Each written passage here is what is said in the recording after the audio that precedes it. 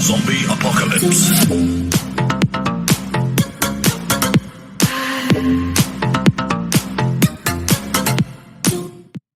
Alright, what is going on, you guys? Bastion Waju here, and first things first, why am I dressed like this? Because I just got off of work, and I gotta make sure that I record this quick, just because I want to go ahead and get my opinion out there, first of all. Second of all, because I want to make sure I spend as much time with my dog. Alright, so we're gonna go ahead and get right into it, guys.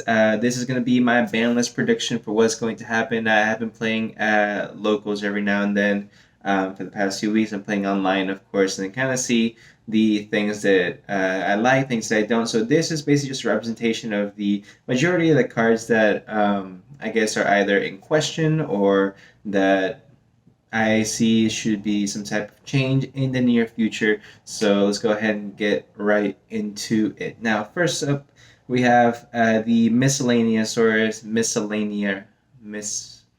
this card. I completely forgot how to pronounce it, but it's completely fine. So Miscellaneous, there you go. Now I started playing. Not I originally came back in Yuga in 2017. Played for about a year or so. So I was around the time when the Dinosaur Structure first came out, um, and then I saw it for 2 years. But Miscellaneous Source has always been a card that has been kind of everywhere on the ban list from the things I've looked up so far. And on Miscellaneous Source, I personally don't see it as too much of a problem card. I see it as if you have it, you have it. Putting it to 2 doesn't do anything because that Soul Eating Overraptor can still search it. I think you put it to 1, it makes it much more of a fair card, just because they're still going to be able to search it regardless. Banning the card just really hits Dinosaur way too hard. And the thing about making a ban list is that you want to make sure that you're able to have as diverse to play deck pool as possible. Like right now, I think the game itself is very, very healthy because there's so many viable decks. You saw the most recent LCS. There's a lot of representation for a lot of decks that maybe you didn't were expecting. I did want to see a bit more Burning Abyss in there, but that's something that I'm going to get to in the next one. But as far as Miscellaneous Source, I think I put Miscellaneous Source to 1. Should be just fine. They're still able to search it with dinos, so they're not taking too much of a hit. But at least you won't know that one and done. After that, they're not going to be able to go ahead and use it again unless they bring it back some way. But that's something that they're going to have to figure out, and that's how the deck evolves. So I think Miscellaneous Source to 1. It's not something that's going to destroy all dinosaur players, but it's also something that I think will make the deck a bit more fair, just so you don't have the chance to just draw it on your first hand. That way it's something that you would have to search off of your Soul Eating Overraptor or your Fossil Dig. I just force you to search it if that makes sense. Second is going to be our Seer. Now we can do Seer and Graph. Pretty much all of the Burning Abyss cards now, with the most recent Phantom Knight support. Phantom Knights is a deck that really didn't take off too much, as much as I had hoped. And honestly, bringing back more of the Burning Abyss support, I think might actually help it. So you got the PK, the Burning Abyss with the Phantom Knights. I know they have the good synergy there. So I think bringing these to 3 isn't really gonna affect bringing the Graph into Seer isn't really gonna affect our metagame too much, bringing them to 3. Burning Abyss hasn't really been a prominent deck in a while. So I think bringing it to 3 is not really going to be something that it negatively impacts the meta in any way. If anything, it might just make it another viable strategy, which, like I always say, the more viable strategies, the better. I want that, not fear, but I want to experience it where I have no idea what my next going to play, what my opponent's going to play. Like, for example, when I used to play, in 2018, I was either going up against Zodiac or I was going up against True Draco. So you side specifically for those 2 decks. But I think that surprise factor is something that I just love about Yu-Gi-Oh! You never know what you're going to go up against. Especially in one of the last logos I went to, I went up against the Heralds. The Herald and with the Ritual, I completely forgot what it's called. But I didn't see that coming at all. So we had a really, really cool game, some really awesome interactions that I wouldn't have seen otherwise if it's something that I expected. So that's something that I very much like. Now, next, we're going to go ahead and go off to the Salamangrates. Now, we're going to talk about Gazelle, but we're also going to talk about the Salamangrate Circle. Now, Gazelle, yes, I do see the issue with Gazelle being an absolutely broken card. It's an amazing starter card. It's what really makes Salamangrate as consistent as the deck wants and needs to be. Now the deck is barely even a rogue strategy. So honestly, I think Gazelle staying at 1 is fine, but Circle can go to. We can try to give them a little more consistency back. See what happens. Right now, the deck is barely doing anything, if at all. So I think go ahead and just put Circle. I want to say at 2, but my heart's really screaming out 3. So let's go ahead and put Circle to 3. Keep Gazelle at 1. We'll see what happens from there. And then, if Salamander still does nothing, go ahead and just bring Gazelle back. Essentially, like when I play up against Salamander, it's not a deck that I necessarily fear too much as far as like their attack power or anything like that. They remind me a lot of Trickster in the sense it's like they don't really make big monsters, but they consistently pump out the exact same boards over and over again. So I think go ahead and put Circle to 3, keep Gazelle at 1. If the deck still does nothing, go ahead and just bring Gazelle to 3. That's pretty much it for the Salamangre. Nothing, I don't want to get too into that one. Next is, of course, the Dragon Buster Destruction Sword. Let's just go ahead and get rid of it.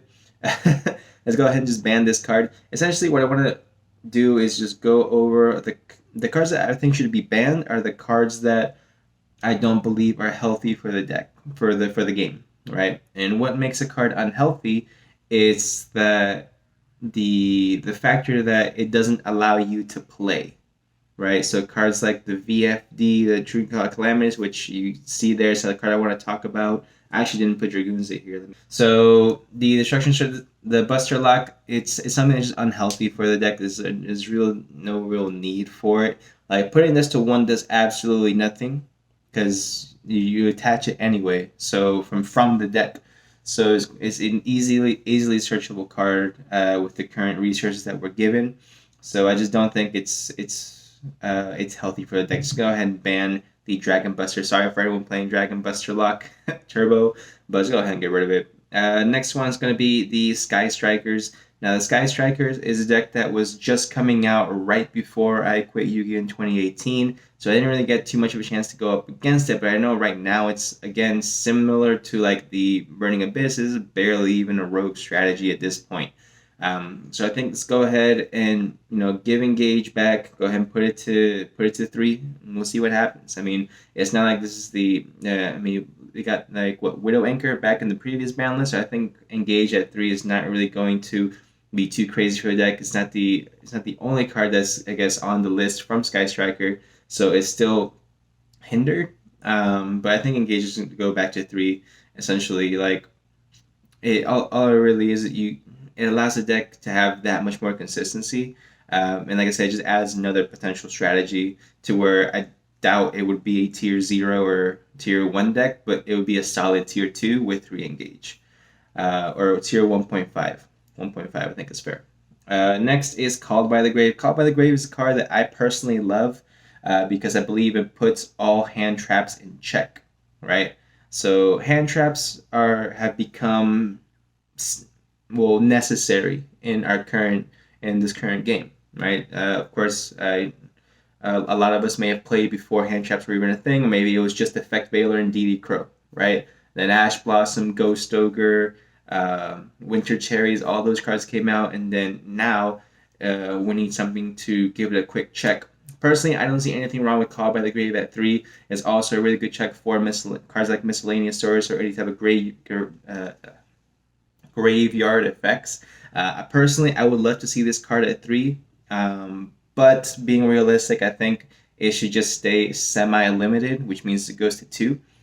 Semi-limited, I think, is at the most healthiest spot because if you just have 1, then the odds are if you do happen to just have it in your hand, then you can go off and do all your plays, and it turns out to be more luck than skill when it comes to like deck building. Like, of course, you're gonna play your 1 Called by the Grave just because it's It's a ridiculously good card, and it helps you play around hand traps. But if you have it, great. But if I don't know, I feel like 2 adds a little bit more of a skill base to where you can actually time it better. To where if you have 1, you have to you have to use it on whatever disrupts your combo. I don't know how to explain that properly, but I think just 2 will be at its healthiest state. Next one is going to be the Smoke Grenade of the Thief. Now, for all of you for Noble Knight players, shame on you for playing this card. This card should have never been printed. It's absolutely ridiculous. There's not really too much else I really need to say. I mean, you get to go ahead and look at your opponent's hand and discard a card from it, and then you get to go ahead and reactivate it, do it again. No, that card's getting banned. No more explanation than that's necessary. And then we're gonna go to the Spell Mining Cave or Mystic Mine. Honestly, I don't see this being as too much of a problematic card. The only real problem there is that people aren't normally playing back row removal in their main deck in this current format, right? Now, back in the day, of course, you play like Heavy Storm Duster, Twin Twister, Cosmic Cyclone. Now those cards are seeing more play in the side deck. But Mystic Mine, I don't really see it being an unhealthy card enough to the point where it merits banning it. Now decks like Mystic Mine Burn, where they revolve solely around this card, yes, that can be a bit problematic. But the card itself, I mean, it's a very fair card, to be perfectly honest with you. As long as you make sure that you have the same amount of monsters, you can still activate your effects. So I don't think it's too much of an unfair card to ban it. I think if anything, you're gonna go ahead and put this at 1 just to get rid of the Mystic Mine Burn, which is itself a degenerate deck, but it still allows for players to be able to have that interaction with Mystic Mine. Personally, I don't see it as an unhealthy card. I just think that deck itself is degenerate and disgusting, and get rid of it. But the card itself, I think it doesn't merit it being banned. I think at 1 is going to be perfectly fine. And I do have Trickster Light Stage on here just because I really want to see it go to 3. I mean, come on, we only got 1 terraforming, and I get Trickster Light Stage is used in other decks, but I just really want to play Trickstars again. That's my only card in here that's strictly because of what I want. Everything else, I promise there's a logical reason. So we're going to go ahead and go into the extra deck cards now, guys. Now, first we got ABC Dragon Buster. ABC is such a fun deck. Personally, I love the deck. It's not hard to play. You just pretty much sit on ABC Dragon Buster and protect it. You just keep banishing your opponent's cards, and it's just a fun deck to play, to be perfectly honest. I don't really see it being meta viable currently, especially with terraforming being at 1, because this deck is very reliant on their field spell. So I think just go ahead and put it to 3. It's not really going to do anything. Same thing with why I have a Totally Awesome here. Totally Awesome, same thing. It's not like frogs are really taking over the meta. It's not like Totally Awesome is going to completely break the current meta as well. I mean, this card literally only sees play in Prank Kids and Mermail, so, and even when you play in Prank Kids, you play it at 1. So I think Totally Awesome can come back to 3. I want to see frogs again. That was a fun deck to go up against as well.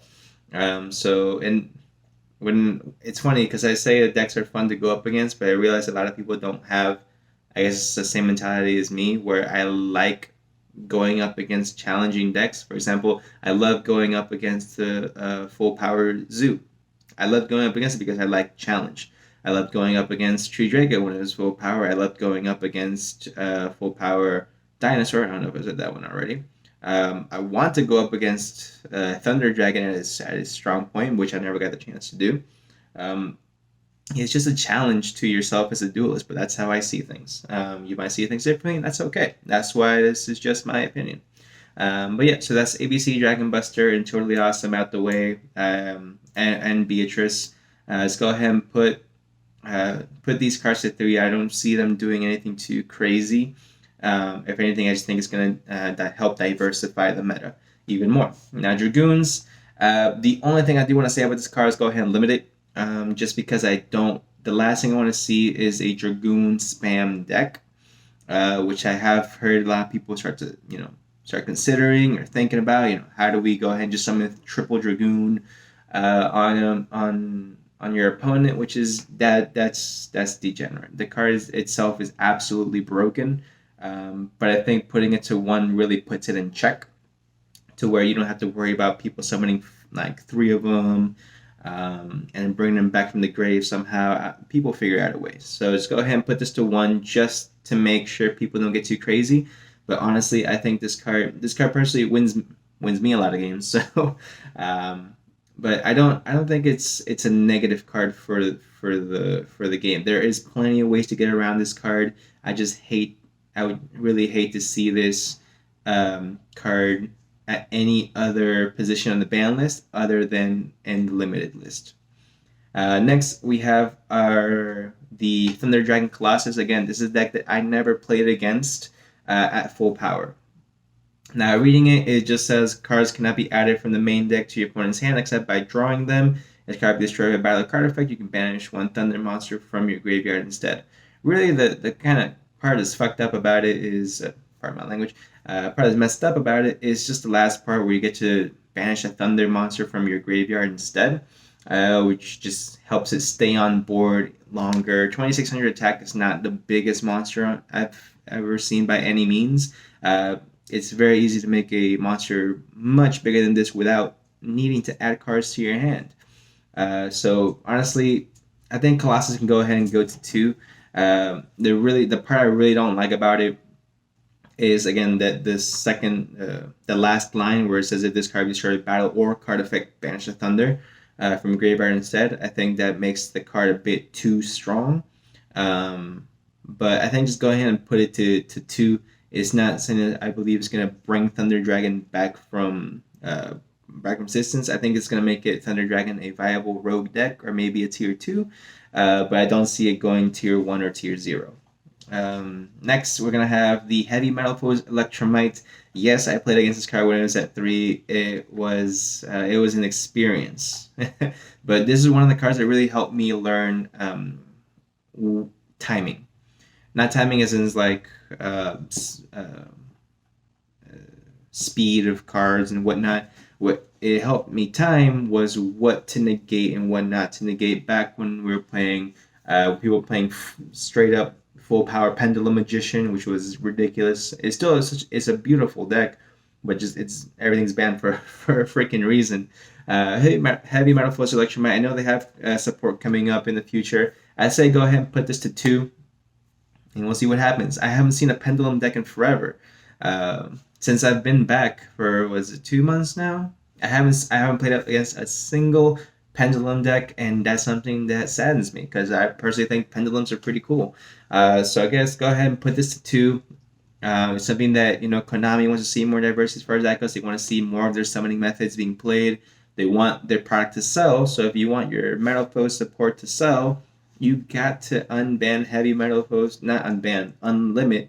Let me rephrase that. You got to put Heavy Metal Foes Electromight to 2. At the very least, you put it to 3. That's a bit of a stretch for me because this card is ridiculous. But I think putting it to 2 puts it in a bit more healthier state. Again, it makes Metal Foes maybe a bit more reliable. But the thing with Pendulums is that because of the Master Rule, I just think that's what makes it so inconsistent, because you can't Pendulum summon outside of the extra monster zone from your extra deck. And that's the thing that doesn't sit well with me, is why we can go ahead and spam XEs and fusion monsters everywhere, but not Pendulum. I don't know. I mean, all the really crazy Pendulum cards are gone. Skull Crobat Joker, Astrograph Sorcerer. All those cards are not there anymore. So I personally want to go ahead and see Pendulums do better. Not crazy, just do a little better. I think bringing it to 2, it's not really a big issue. And then the 2, I guess, more controversial cards would be my last 2 guys. Crystron Halki Fibrex.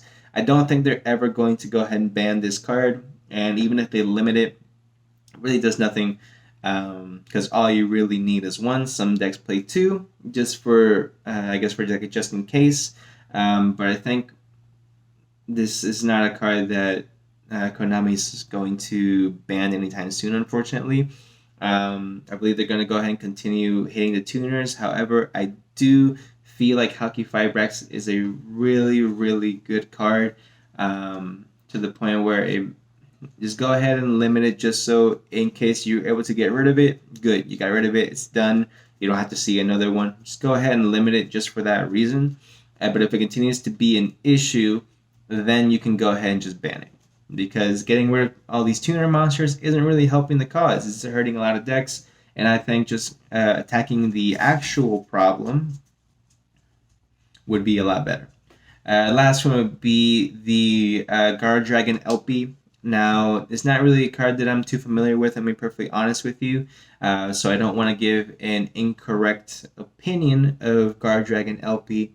However, from what I've played against and what I've researched online, is just a really, really strong extender. Like I said, I'm not. This is the only one that I'm not going to give a solid prediction on for the ban list, just because I don't feel like I'm as knowledgeable as I would like to be on LP.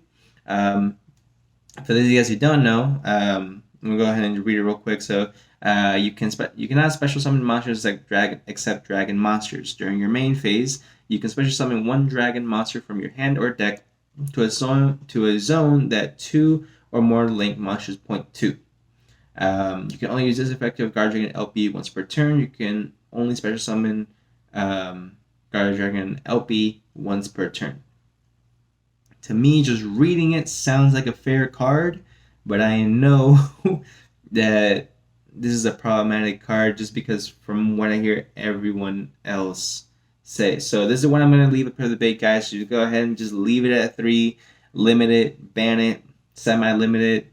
I'm going to leave this one up to you, but that's pretty much it for my Banlist prediction, guys, of what is to come in December. I believe it's 15th is coming up. So I just want to go ahead and get this out there so y'all can go ahead and start a discussion. If you guys want to go ahead and tell me I'm wrong in the comments section, go ahead. That's absolutely fine. I just want to go ahead and see where everyone is, or where everyone stands as far as this goes. So I believe this video has been a little bit too long for my liking, so I'm going to go ahead and cut it out for you guys. If you guys did enjoy, go ahead and leave a like. Be sure to go ahead and let me know what you think about my current ban list predictions in the comment section down below. Subscribe for more videos, and I'll see y'all in the next one.